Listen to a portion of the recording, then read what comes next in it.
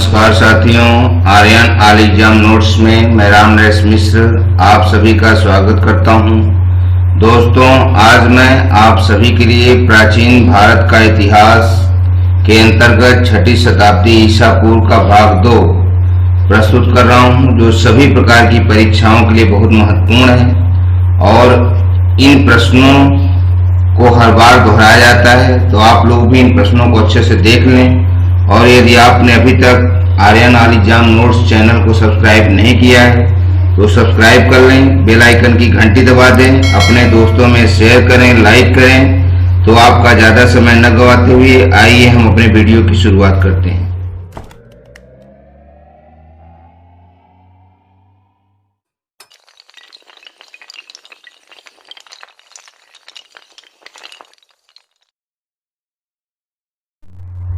दोस्तों, प्राचीन इतिहास से जुड़े 6ठी शताब्दी ईसा पूर्व के बहुत ही महत्वपूर्ण प्रश्न महावीर स्वामी एवं गौतम बुद्ध के संबंध में तथा अन्य राजवंशों के संबंध में हमने यहाँ चुना है, जो अक्सर परीक्षाओं में पूछे जाते हैं। तो आइए अपने प्रश्नों की शुरुआत करते हैं। प्रश्न 1, जैन धर्म के 5 महाव्रतों में सर्वाधिक महत्व किसे दिया गया है? तो यहाँ दिए गए महाव्रतों में से सही ऑप्शन हमारा बी सही है, अहिंसा।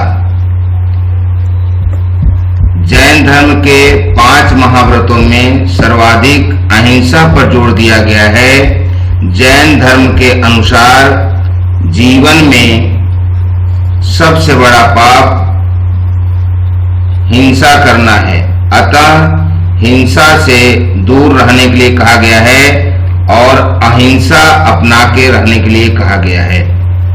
प्रश्न 2, जैन दर्शन में संलेखना किसे कहा गया है? तो यहाँ दिए गए ऑप्शनों में से ऑप्शन ए सही है, तप और उपवास के द्वारा शरीर के अंत को। जब व्यक्ति की इच्छा हो तो वह तपस्या और उपवास के द्वारा शरीर के इंद्रियों को शिथिल करके अपने जीवन के अंतिम लक्ष्य अर्थात मृत्यु को प्राप्त करे, इसे ही संलेखना कहा जाता है। प्रश्न 3, निम्नलिखित सम्राटों में किसने संलेखना द्वारा अपने शरीर का अंत किया? तो यहाँ दिए गए ऑप्शनों में ऑप्शन सी सही है, चंद्रगुप्त मौर्य।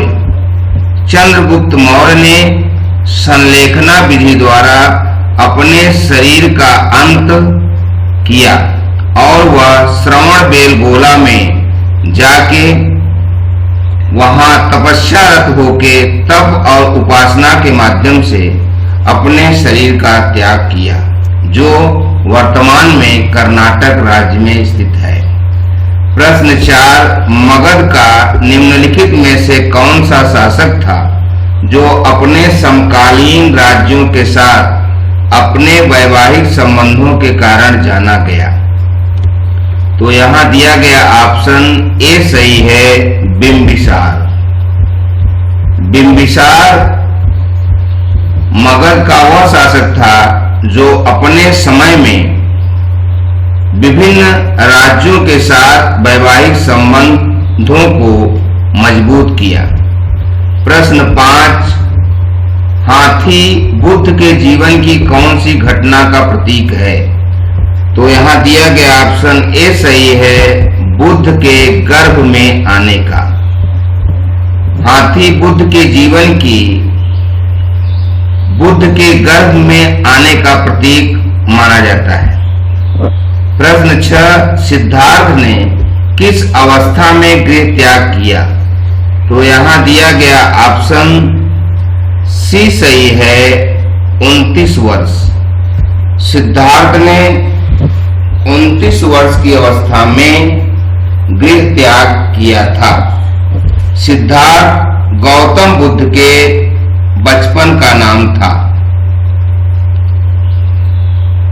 प्रश्न 7, गृह त्याग के बाद सिद्धार्थ के प्रथम गुरु कौन थे? तो यहां दिया गया ऑप्शन डी सही है, आलार कलाम। सिद्धार्थ के प्रथम गुरु अर्थात गौतम बुद्ध के प्रथम गुरु आलार कलाम थे। प्रश्न 8, बुद्ध को ज्ञान प्राप्ति हुई? तो यहां दिए गए ऑप्शनों में से ऑप्शन बी सही है, 35 वर्ष की अवस्था में। बुद्ध को 35 वर्ष की अवस्था में ज्ञान की प्राप्ति हुई थी। प्रश्न 9, तथागत उसे कहा गया है? तो यहां दिए गए ऑप्शनों में ऑप्शन ए सही है, जो सत्य को प्राप्त कर चुका हो। जो सत्य को प्राप्त कर लेता था उसे तथागत कहा गया। प्रश्न 10, किस महायानी बौद्ध दार्शनिक को भारत का कांट अर्थात जर्मन दार्शनिक कहा जाता है? तो यहां दिए गए दार्शनिकों में से हमारा ऑप्शन ए सही है, धर्मकीर्ति। धर्मकीर्ति को भारत का कांट कहा जाता है। प्रश्न 11, बौद्ध धर्म के इतिहास में द्वितीय बुद्ध किसको कहा जाता है? तो यहां दिए गए ऑप्शनों में से ऑप्शन डी सही है, अशोक। अशोक द्वारा कलिंग युद्ध के पश्चात अहिंसा पर जोर देने के कारण बुद्ध की उपाधि दी गई और अशोक ने अपने जीवन में यह प्रतिज्ञा की कि कभी भी हम अब जीव हत्या नहीं करेंगे। इसी कारण से बौद्ध धर्म के इतिहास में द्वितीय बुद्ध अशोक को माना जाता है। प्रश्न 12, राजगृह के पड़ोस में किस दार्शनिक के साथ बुद्ध की बातें हुई? तो यहां दिया गया ऑप्शन ए सही है, रामपुत्र रुद्रक। प्रश्न 13, एशिया का प्रकाश निम्नलिखित में से किसे कहा जाता है? तो यहां दिया गया ऑप्शन डी सही है, गौतम बुद्ध। गौतम बुद्ध के ज्ञान प्रकाश के कारण, ज्ञान का सर्वाधिक प्रचार करने के कारण एशिया का प्रकाश कहा जाता है। प्रश्न 14, प्रख्यात बौद्ध विद्वान अश्वघोष निम्नलिखित में से किसके समकालीन थे? तो यहां दिए गए राजाओं में से सही ऑप्शन सी है, कनिष्क। प्रख्यात बौद्ध विद्वान अश्वघोष सम्राट कनिष्क के समकालीन थे। प्रश्न 15, भारतीय आइंस्टाइन के नाम से कौन जाना जाता है? तो यहां दिया गया ऑप्शन सी सही है, नागार्जुन। नागार्जुन को भारतीय आइंस्टाइन के नाम से जाना जाता है। प्रश्न 16, निम्नलिखित में से कौन बुद्ध के जीवन की महत्वपूर्ण घटना नहीं मानी जाती है? तो यहां दिए गए ऑप्शनों में से ऑप्शन बी सही है, विवाह व पुत्र का जन्म। विवाह व पुत्र के जन्म को बुद्ध के जीवन की महत्वपूर्ण घटना नहीं मानी जाती है। प्रश्न 17, प्रसिद्ध पाली पुस्तक मिलिंद पन्नों में मिलिंद की एक बौद्ध भिक्षुक का नाम बताएं। तो यहां दिया गया ऑप्शन बी सही है, नागसेन। प्रसिद्ध पाली पुस्तक मिलिंद पन्नों में मिलिंद की एक बौद्ध भिक्षुक नागसेन से वार्तालाप हुई थी। प्रश्न 18, शून्यवाद की स्थापना किसने की थी? तो यहां दिया गया ऑप्शन बी सही है, नागार्जुन। नागार्जुन ने शून्यवाद की स्थापना की थी। प्रश्न 19, निम्नलिखित में से किस बौद्ध महासंगीत में संस्कृत को बौद्ध धर्म के पवित्र लेखों की भाषा बनाया गया? तो यहां दिए गए ऑप्शनों में से ऑप्शन डी सही है, चतुर्थ। चतुर्थ बौद्ध संगीत में संस्कृत को बौद्ध धर्म के पवित्र लेखों की भाषा बनाया गया, जो कश्मीर के कुंडल वन में हुई थी। प्रश्न 20, महावीर ने किस वृक्ष के नीचे निर्वाण प्राप्त किया था? तो यहाँ दिए गए वृक्षों में से हमारा ऑप्शन सी सही है, साल वृक्ष। साल वृक्ष के नीचे महावीर स्वामी को निर्वाण प्राप्त हुआ था। प्रश्न 21, किसकी सेना में महाशिलाकंटक और रथ मूसल नामक शास्त्र का इस्तेमाल होता था? तो यहाँ दिए गए राजाओं में से हमारा ऑप्शन ए सही है, अजातशत्रु।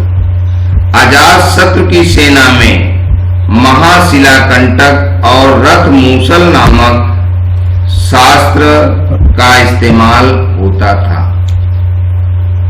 प्रश्न 22, गरुड़ स्तंभ वासुदेव के सम्मान में हेलियोडोरस द्वारा दूसरी शताब्दी ईसा पूर्व में स्थापित किया गया था। यह कहाँ अवस्थित है? तो ऑप्शन ए सही है, बेस नगर।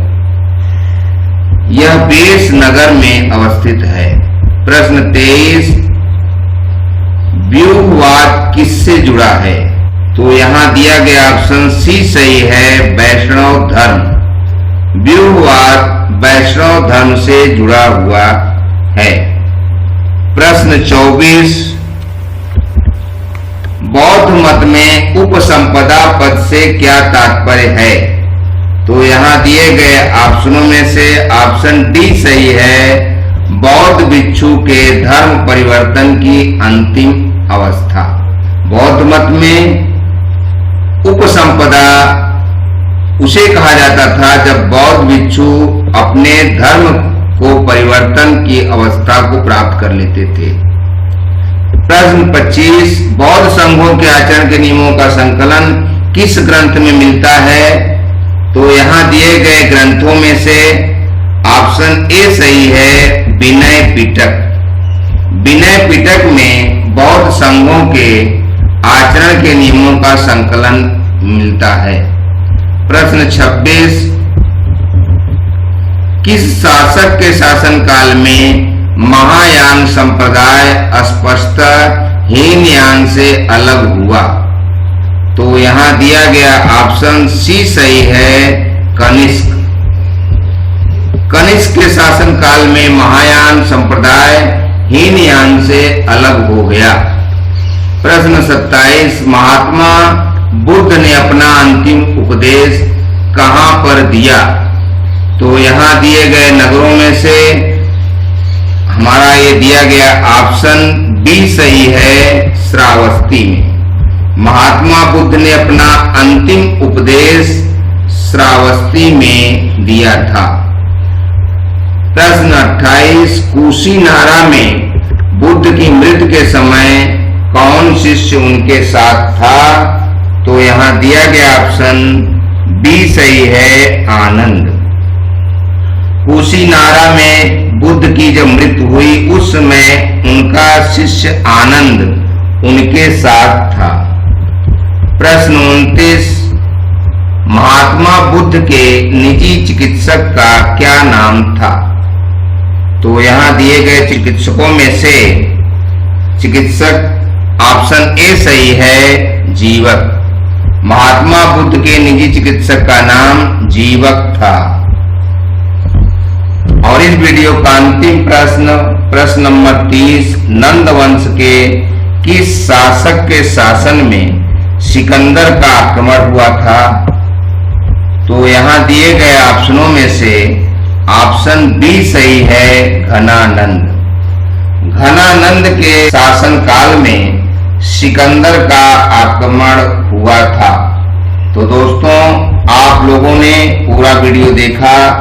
आज आप सभी के लिए हमने 2 प्रश्न भी दिए हैं। इन प्रश्नों के उत्तर कमेंट बॉक्स में हमें जरूर बताएं, जिससे आपकी पढ़ाई का पता चले और हम यह जान सकें कि आप कितनी जागरूकता से पढ़ाई कर रहे हैं।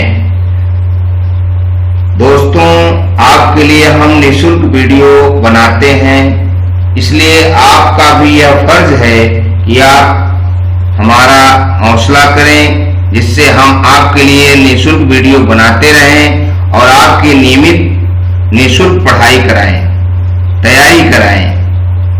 तो आप नियमित पढ़ाई करते रहें। आज का हमारा सवाल है, भारतीय आइंस्टाइन के नाम से कौन जाना जाता है? और प्रश्न 2 है, बौद्ध धर्म के इतिहास में द्वितीय बुद्ध किसको कहा जाता है?